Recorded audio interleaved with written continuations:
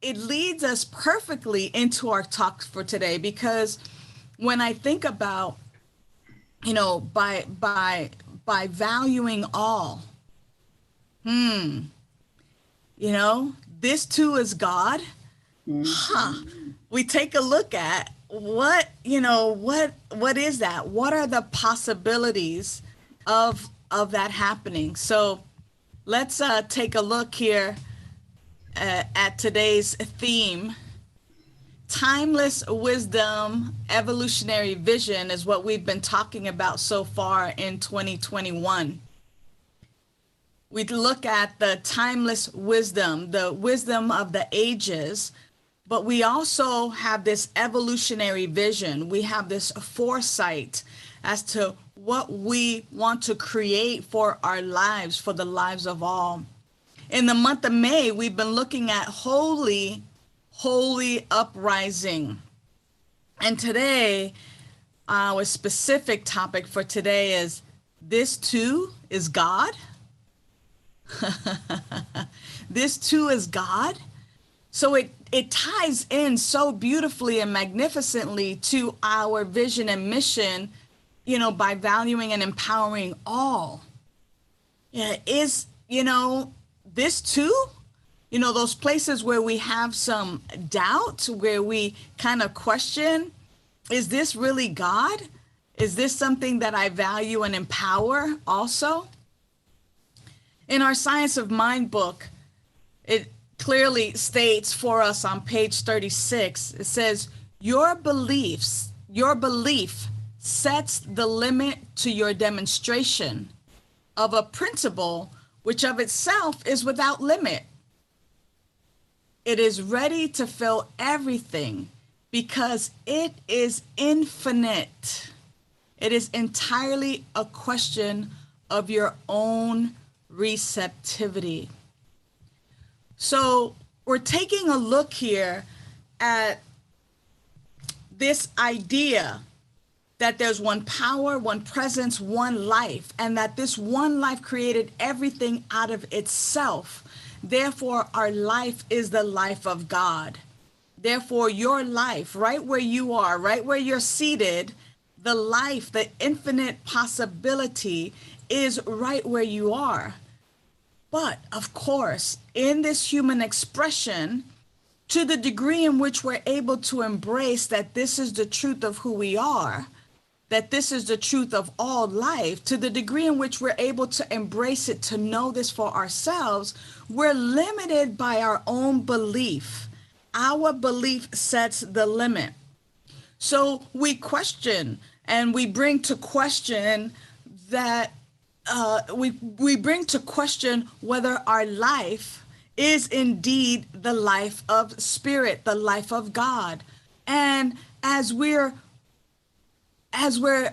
unfolding, as we're expressing, as we're growing and expanding our consciousness, we have this opportunity to also work with practitioners. And here's the how and why I want to bring that up quickly. Our practitioners are trained, our ministers and practitioners are trained to ask a series of questions that help you to uncover the hidden beliefs that are acting as a law in your life. So because of how we've been raised, because of our society, because we've, for those of us who've grown up in the US or Canada or South Africa or Europe or wherever it is that we've been raised, each and every place has a certain culture, a certain way of thinking and believing. And as children, we learn these ways of being. And even though we consciously now study science of mind principles, even though now we consciously seek out to maybe, quote unquote, undo those things that we have learned, there are still hidden beliefs within us that act as a law or that limit this infinite potentiality that is our very life. And so we look around us sometimes and we say, that can't possibly be God, or this cannot possibly be good. and we have a judgment around people, places, things, ideas. And yet, with today's talk, this too is God. If we have this approach of, is it possible that this is the unique and unrepeatable way that God is awakening me to its spiritual magnificence? Is this a way that life is unfolding so that I might know the truth of who I am? It's interesting to be able to have that perspective and that view, just like it says here in the Science of Mind book, right? That your belief sets the limit to your demonstration of a principle which of itself is without limit. It is limitless. It's ready to fill everything because it is infinite. It is entirely a question of your own receptivity. So let's check out your receptivity.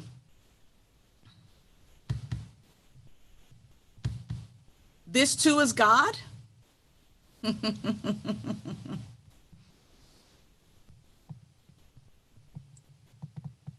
This too is God?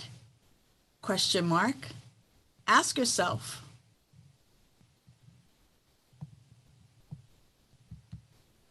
This too is God?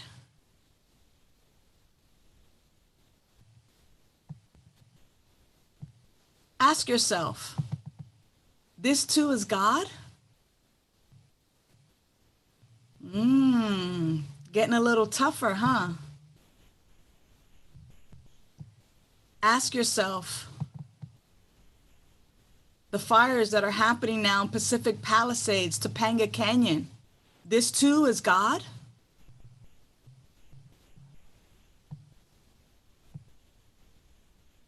Ask yourself, this too is God?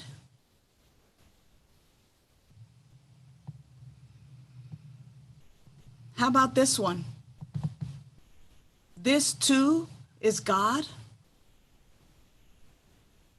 61 years ago, 60 years ago, 1961,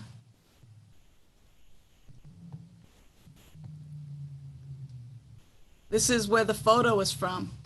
This too is God? This too is God? These young men, one of them in the photo is someone we know from our very own community. This too is God? These young students, these young men, some teenagers, some in their early 20s, call themselves freedom riders.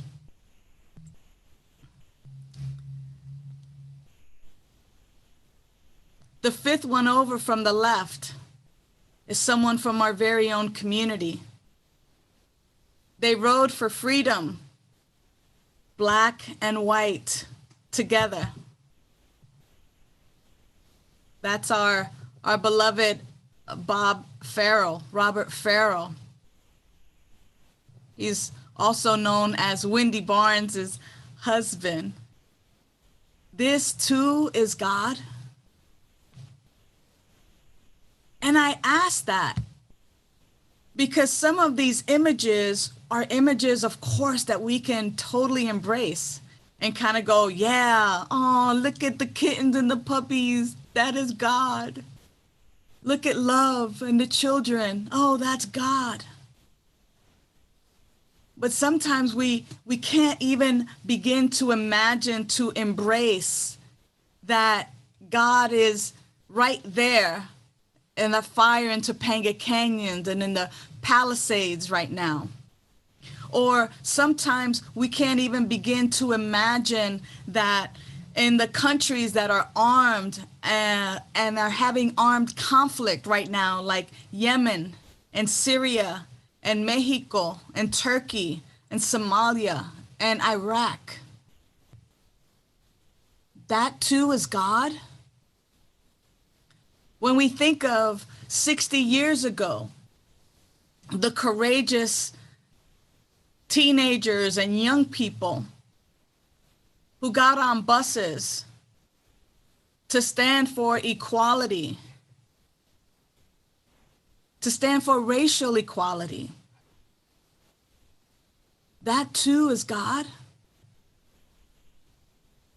And so when we ask ourselves that question, when we look at those taboos that we don't want to talk about, when we talk about, Republican or Democratic or liberals or this one or that one, when we talk about those things that are unspeakable, we don't speak about religion and politics, or we don't talk about sexuality, or what is this new, thing, like I wish people could just pick, are you male or female, or what's this non-binary or transgender? Like, these are topics that we don't talk about, especially in religious or spiritual settings, and yet we can pause and ask ourselves, this too is God? And so when we do pause and we recognize the one power, the one presence, the one life that has created everything out of itself, has it created everything out of itself? Or are we limited by our own beliefs that if it looks a certain way or behaves a certain way, then it is of God, then it is God, that God is right there. But when it's anything different than what we've been raised to think or believe, that must not be God.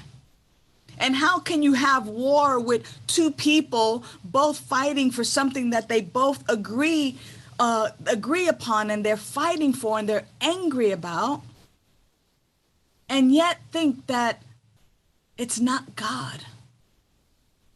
Some things are a little more difficult to swallow, a little more difficult maybe to accept when we look at illness and coronavirus, and we look at these things that are occurring in our world and in our present time. And we think of the courageous people that walk among us, like a Robert Farrell, who as a young person stood for his beliefs, believing that God is not limited to one particular race. When we look at all the young people that are standing up in protest for equality, when we look at how folks simply want to express and the freedom to express, this too is God? ?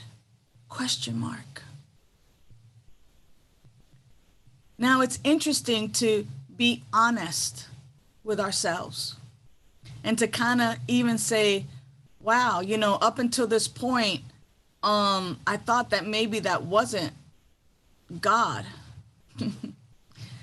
But now when I approach it from the perspective of simply asking the question about the possibility if what is occurring is God,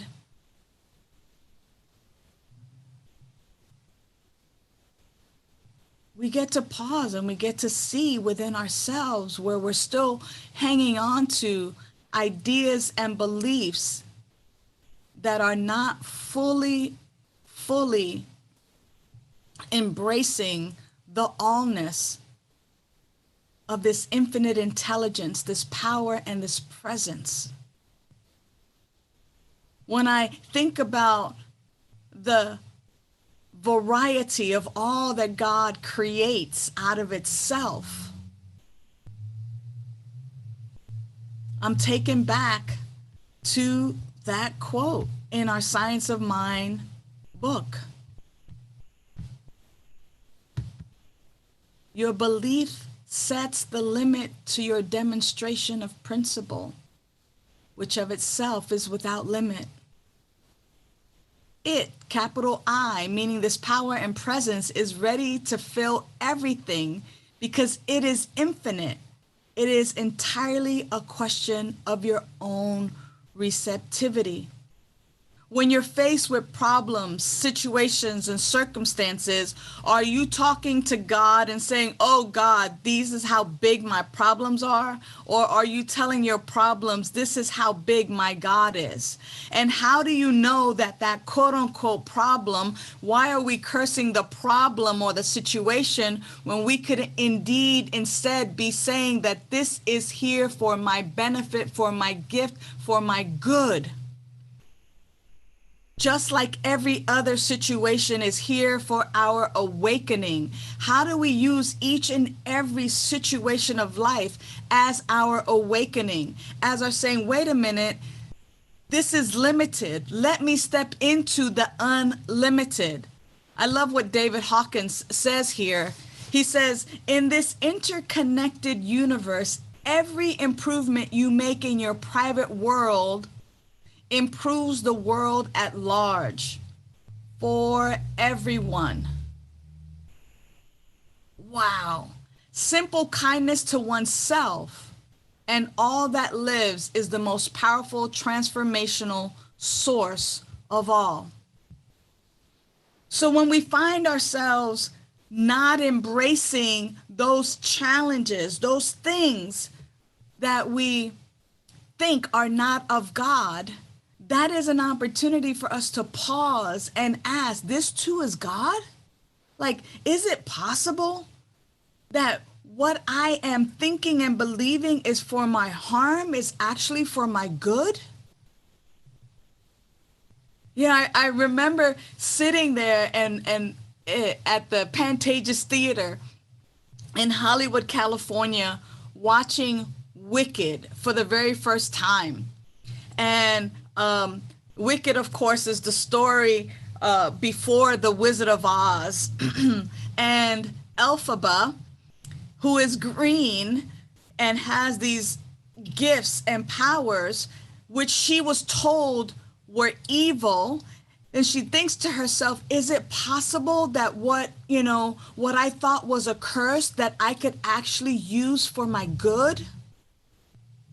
Is it possible that deep curiosity, that deep desire to know, is it possible that coronavirus was actually for our good? Is it possible that 60 years ago, the racism that was existing and the Freedom Riders and the KKK and that all of that was actually for our good? Is it possible that Robert Farrell standing up and saying, wait a minute, no more, we have to expand our beliefs, this is for our good? When you think about, oh, wait a minute, I lost this or I lost that, is it possible that this is for our good? Is it possible that this is God, that I could use this experience not only for my good, but for the good of others? When I think about my life and I think about the struggles as a teenager coming out, and I think about my drug use and how I abused drugs and alcohol and how I was running the streets out there, is it possible that even then I had no clue that those experiences would prepare me and give me everything that is necessary right now to use for the good of my own life and for the lives of others? Think about the times in your life that you curse or that you think, oh man, I wish that would have never happened. And think for a moment, is it possible that this too is God? That this is the unique and unrepeatable way that God is expressing itself in, through, and as every experience? Is it possible? Is it possible that we have been playing small when we are actually so large? Is it possible that this is your awakening and our enlightenment as a people? That when we look at the news, if you're still someone who watches the news, is it possible that all the unrest, that all of the challenges are actually our prayer requests, is actually humanity awakening to its spiritual magnificence? Is it possible this too is God? And when we begin to examine our hidden beliefs, AKA in society, they call it our implicit bias. We don't even know that they're there. And that's why it's so important to work with a practitioner so that we can begin to uncover these beliefs in smallness, these beliefs in hatred, this belief in others, this belief in lack and limitation, this belief in poor health and wellness. Is it possible that when we work with a practitioner or a minister, that we can actually uncover that we've had these hidden beliefs living as a law in our lives? And no wonder we keep getting what we're getting, because we're not living from our conscious mind. We're living from our unconscious, our subconscious mind. The day-to-day things that we engage in because of our beliefs. We walk a certain way, we drive a certain way, we do a certain thing, we say a certain thing because of our beliefs. And if our beliefs are so small, then of course our demonstration is also limited. It is said that if you want more coffee, then get a bigger coffee mug. You know, are you drinking your coffee out of a little espresso cup or a teacup? You know, if you want more coffee, get a bigger mug. If you want more abundance, enlarge your container. If you want more love in your life, enlarge your container, which really means we must shift and grow in our beliefs. This too is God? You better believe it is. So, in the words of one of my mentors, Dr. Michael Bernard Beckwith, here's what he says. He says, in God awareness, problems dissolve because there are no real problems in the mind of God. See, in the mind of God, there are only perfect patterns of existence and divine ideas. In the mind of God, there are only perfect patterns of existence and divine ideas.